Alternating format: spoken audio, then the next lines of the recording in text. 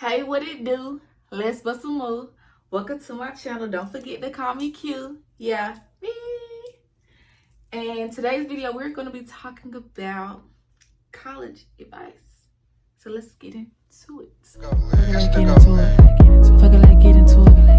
Fuck it, like get into it. Get into it. Get into it. Get into it. Fuck it, like get into it. Yeah. Some may know, some may not. But I just graduated from the illustrious North Carolina Agricultural and Technical State University. So why not, drop some gems, a little sprinkle here and there, and give y'all advice based on solely my experience. So let's get into it. Okay, so first, we're going to talk about class. Now, whatever you do in college, go to class. 9 times out of 10, your attendance is 40% of your grade. Some might be lucky, some may not, but me personally, I had classes where attendance counted, and if you did not show up, your grade basically done for. Period, point blank. You can kiss that A goodbye, because we're shooting for A's. And also, when it's time for you to register for classes, make sure that you are up on time to register for those classes, because honestly, it is first come, first serve. And baby, just as bad as you want to get into a class, somebody else wants to get into a class, and they're going to be on it hard, heavy. They're going to be on it. So you need to register for your classes. Get in there. Look, go to class no matter what. No matter the time, no matter the occasion, take your butt to class. Go to class. Your mom's not going to wake you up. You on your own, solely on your own. You're grown, you're thriving, you're living your life. Go to class. I repeat. Go to class. Go to class. Go to class. Go to class. And you'll thank me later. Okay, so number 2, we're going to go into dorm life. Now, me, from my experience, when I went to A&T, big alumnus status. Yeah, me. So I went to A&T. So my freshman year, I stayed in Vance Story. Which was pretty cool. It was like an all-girl little dormitory. I stayed on the 3rd floor. Only thing I didn't like about Vance Story was we ain't had no elevator. So literally, I had to tow everything upstairs. And mind you, me thinking that I needed all these things for college, baby, you don't need half of the stuff that you need, because honestly, you're really not going to use it. All you really need is some paper, pen, paper. Paper, of course, I just said it already. Paper, pens, pencils, and like your computer or your iPad, to be honest. Because 9 times out of 10, most of your work will be online, unless they might give out papers during class. But like, honestly, most of that stuff that I brought with me my freshman year, I ain't even use it, child. You want me to tell what I did? I gave it to my little brother. He was in high school. I gave it to him because I didn't need it. Also, when it comes to dorms, make sure you pay that $175. Make sure you pay that $175. Make sure you pay that $175, because you will be on that wait list and you're going to be struggling, thinking and wondering, hair falling out, because baby, you ain't got no place to stay. You don't want that, because just as much as you want to go to this HBCU, you want to live the dorm life, you want to meet people, there's 20,000 other people wanting the same thing. And honey, it is survival of the fittest. First come, first serve, baby. So make sure you up on that resident portal and you pay your $175, and you apply for whatever dorm that you want to stay in or wherever you want to stay on campus. I was on the south side staying in Vance Story, so yeah. And then my sophomore year, I stayed in McCain, which was cool. Which was very, very cool. Staying in McCain was better than staying in Vance Story, personally, me. Because, like, me, I like to have my own room, and I like to stay to myself. Now, mind you, like, me and my roommate, we did get along. She was cool. Real sweet, awesome girl. Nice, sweet. We got along all the time. And plus, it was like, on the weekends, I had a dorm to myself because she left every weekend. So, it was just, like, literally. And then she might leave on Friday. She might not come back until Tuesday. So, it was, like, literally. And then she'll come back for those remaining days and be gone again on Friday. So it was really cool and chill. Now, living in McCain, it was more of like everybody had their own room. So it was like 4 of us. We all shared like the common area, and then there were 2 bathrooms. So I had a girl who stayed in A and a girl that stayed in B. I stayed in C, and then the other person stayed in D. So like rooms A and B, they share the bathroom, and then rooms C and D, we share the bathroom. And honestly, like, my experience with them, it was cool because, like, me, I stay to myself. I'm real chill. I don't do too much. I don't do too less. So it was like everybody kind of got along, and everything was cool and copacetic to me. So everything was fine. I would give it a 10 out of 10, but I would say Stanton McCain was like my best year. It was a good year for me that year. Now, next, we're going to get into friend groups. So solely speaking for me, I would say I was a part of maybe like 3 friend groups like during my college experience, which was cool. So my first friend group was my friends Jade and Sania. We all stayed in Vent Story together. We call ourselves Vent Story Girls. I love them girls to death, literally. Like, you have those experiences where you meet great, genuine people in college, and you also have those experiences where you meet like the fakest of the fakest, the nastiest of the nastiest, the weirdest of the weirdest, baby, and the rudest of the rudest. And sometimes you might be dealing with people that got too much chip on their dip on their chip. Yeah, which was cool, which was really, really cool, because at the end of the day, it didn't really matter to me. I was chilling, I was cooling. Okay, so yeah, I was a part of 3. I would say 3 different friend groups, really. Like, the only difference is, like, with me and my first friend group, like, we keep in touch. Me and Sania don't talk as much, but, like, I love her to death. That's my girl for life, literally. Me and Jade, that's my heart. Me and Jade, that's my heart now. That's my girl for life. And then my second friend group that I was a part of, it was 4 of us. But I just feel like what kind of spoiled that for us was, like, we kind of had, like, one bad apple in a bunch. And it was just, like, you know, just one bad apple in a bunch. And I would honestly say, like, it was a good friend group. But it's, like, communication is key at all times, no matter what. I feel like I'm grown. So if we can't communicate and talk, then I just feel like, then what's the point of us being friends? Because then eventually it's going to be a lot of fake stuff going on. And I just can't deal with that. I just can't deal with that. I would rather talk about it. And if we cool, let's be cool. And if we not, that is okay, baby. Just keep it real with me so I don't overplay my part and I can just keep it pushing.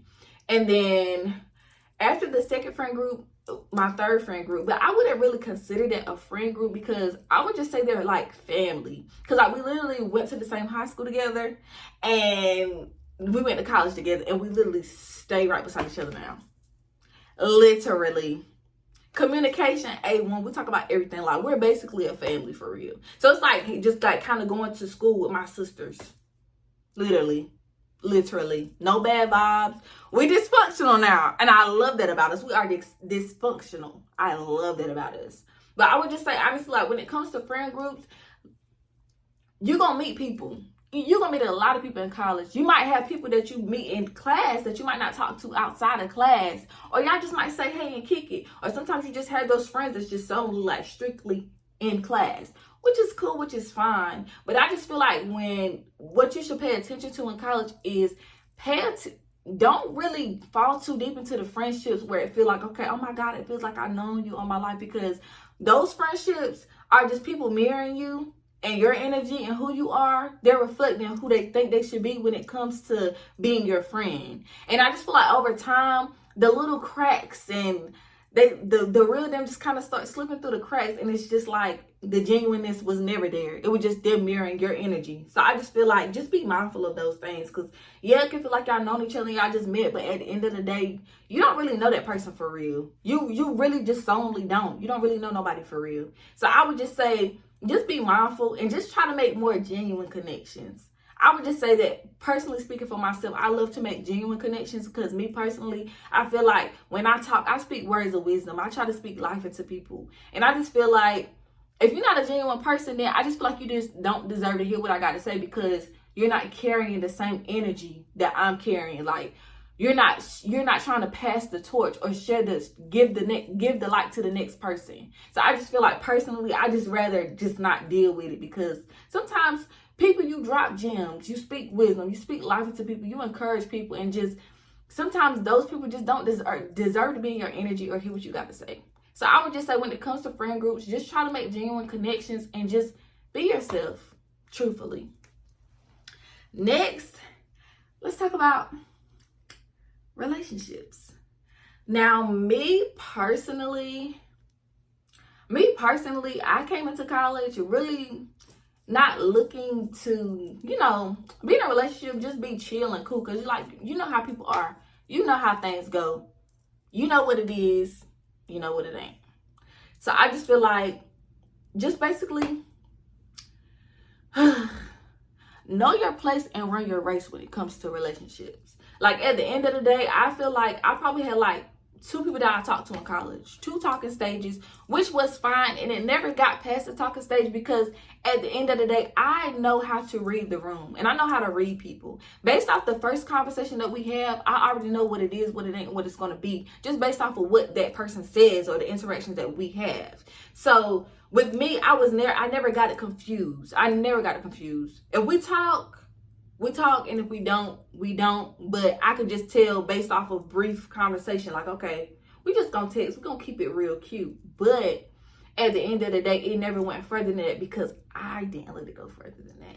And I just feel like as women, we just have to control the narrative. Stop letting the boys or the men tell us what it is, what it ain't, what it's going to be, when we can take the lead and let them know what it is, what it ain't, what it's going to be. So when y'all sit down and have y'all little conversation, don't let him be the first one to talk. Take control and let them know, like, okay, no, this is how it's going to go. This is what I want. And then if you're not looking for no relationship, let them know that you're not looking for a relationship. If you're looking for a relationship and they ain't on at the same time, then don't even let them be in your presence or just treat them like somebody else. So with me, when it came to relationships, I would just say college experience wise, I just could easily decipher what it was and what it wasn't. So I just never really got confused. And I learned how to run my race and I knew my place. And it was easy for me to just, okay, bye. Hell. Okay, I'm sorry, y'all. But yeah, bye. And it was what it was. And no hard feelings, no nothing. And it just saved me a lot of peace. It saved me a lot of energy. It saved me a lot of time. And I'm thankful for that because, yeah, me. Okay, so next, I would say parties. Parties are cool. I like parties. It's like, parties is fun. Let's get into it. Let's vibe. Let's catch a vibe. I feel like at my HBCU, solely speaking from my HBCU, we a vibe. Like, we move like a family. We gonna have a good time regardless, honey. If we're standing outside in front of the stool, we gonna have a good time, baby. We're gonna find a darty. We're gonna find a party. And we're gonna have a good time. And I just feel like, for me, parties was always a vibe. Just be careful. When it comes to your friends, if y'all come together, y'all leave together. Y'all go to the bathroom together, y'all leave out the bathroom together. Nobody's leaving with nobody. We're not on that type of time. Like, we're not doing that. We're going to have a good time. I got your back, you got mine. Scratch my back, I scratch yours. But I just feel like for parties, just vibe out. Just have a good time. And then 9 times out of 10, if you know that you got a homework assignment due, do your homework before you go to a party, especially during GHO. Please make sure that you get all your stuff out the way. And during GHO, please go to class because that extra credit gonna come in very, very handy. But when I say for parties, just have a good time and vibe out. And 9 times out of 10, they're gonna be playing the same music at the next party. So if you can't go to that party because you have homework to do, that's fine. Because guess what? You're gonna see the same people at the next party, doing the same dance to the same song that they played last week, to the same song they're gonna play next week, vibing out the same people. You ain't missing nothing. Do your homework, do your project, sit out sometimes. Stop having fear of FOMO. It's okay, baby. You might not get it right the first time, but you're gonna catch the next one. And that's facts. Okay, so networking.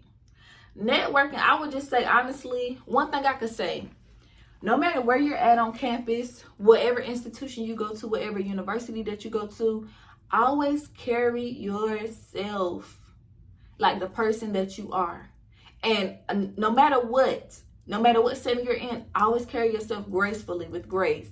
Always carry yourself like a respectful young woman. Always carry yourself like a respectful young man. Because whether or not you know this or not, it's so many professors on campus. It's so many people on business trips. It's so many recruiters sitting around that you don't even see, that be really hiding. And just based off of them seeing you out, acting wild, cursing, being disrespectful with your friends, and then you never know. You might walk into a classroom where your professor had them as visitors to kind of like they're looking to recruit you or looking for interns or looking for people to potentially hire as candidates for their job or position. And it's like they're seeing you how you interact, and you done messed it up for yourself. Also, when it comes to networking, I always be mindful because you never know who you're sitting in class with. You never know. And it's so crazy because at A&T, we have so many people. And I know like at other universities, you have so many people with healing talents. But just based off of y'all one interaction or that bad impression that you left on them, you done messed it up. Or they potentially messed it up for themselves because they didn't know who they was sitting with and who they was talking to. And I only speak and say for as an example, like me and these girls, we were in a group project the whole semester. Literally after the semester was over with, we was like, oh my God, y'all, what's y'all Instagram? And it's just so funny because when I got in my Instagram and they went on my page, they was like, oh my God, I didn't know you was a rapper. I didn't know you do music. And then also I learned that one of the girls in my group, she also do music. And it's just so crazy how like we both had left a lasting impression on each other. And it's like, wow, like maybe one day potentially we could produce a beautiful body of work, a beautiful body of art, a beautiful body of music. And that's what I say, why you never know who you're in class with, who you talking to. Even with professors, like I always respect the game, seriously, because you just never know. And then also networking with your professors and building genuine connections with your professors, because at the end of the day, whether or not you're in the room, somebody could mention your name that you're not in a room for, and they could recommend you to somebody else for a potential job or a potential internship or just something for the university, or a faculty member could potentially come to them and ask them something, and then your name could come into a room and you'll be entering into new doors that you never thought that you would walk into. So I would say always try to have that great connection with your professors, because also they would be very understanding. So like for me, I always try to communicate with my professors. One thing about me, I don't play about my grades. I never played about my grades. Never have, never will. Big summa cum laude, baby. I never played about my grades. So anytime I had a question, I always ask. And when you do ask or come to a professor about your grades, always come respectful, because you never know. Just that one little dose or that 1 ounce of respectfulness will really help you in the end, whether you know it or not. Whether or not you have people in the group me talking trash about the professor, always maintain. Don't be disrespectful even though you want to, because at the end of the day, you never know. That harsh professor might really be awesome after all. I'm just saying.